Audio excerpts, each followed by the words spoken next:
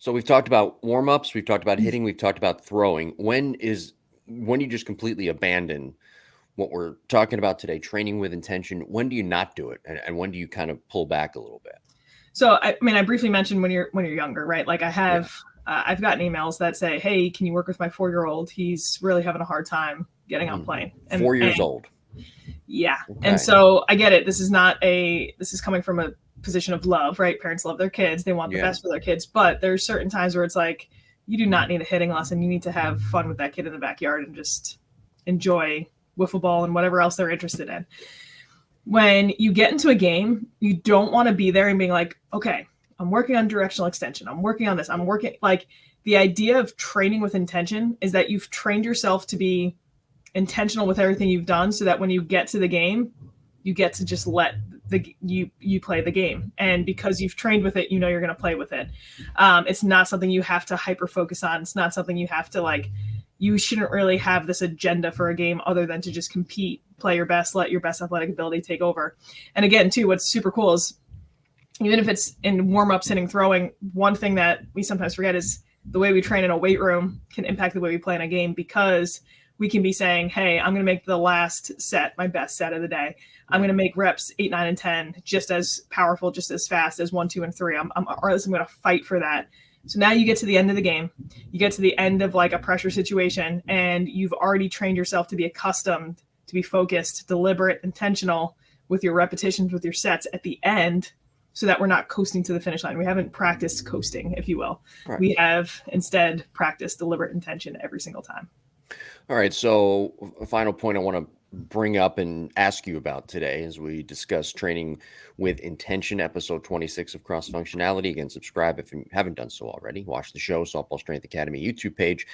When do you implement this type of training with intention? When's the right time to implement it, and when's the right time to kind of back off? You kind of alluded to it right there, but when is that balance? When do you strike that proper balance for the athlete?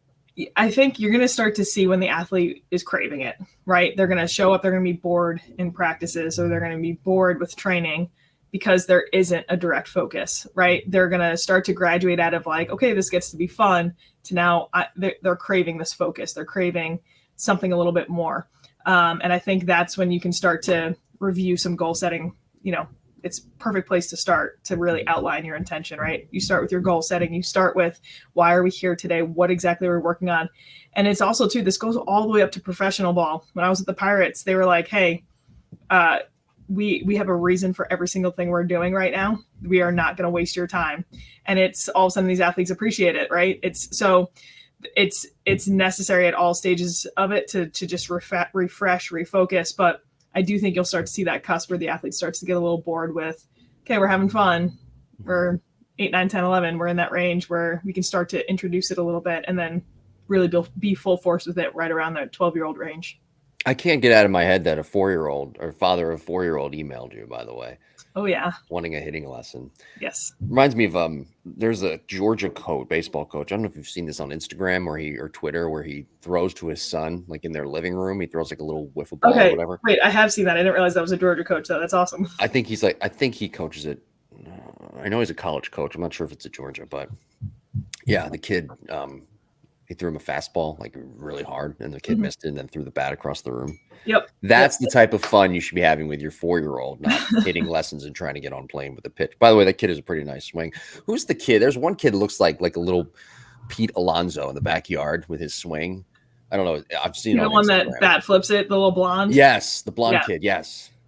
Yeah, I always wonder. Like, I want to pin those things and be able to track that kid. Yeah, I know. Where is he going to end up?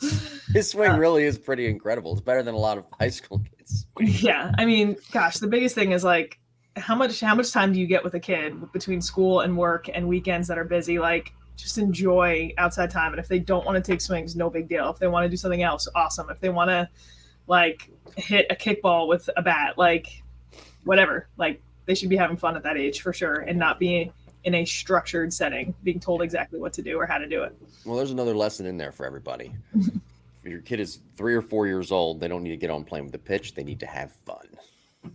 There you go.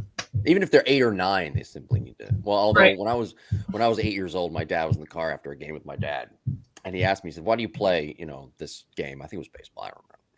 And I go, "I play to have fun." And he flipped out on me. He says, "No, you play to win."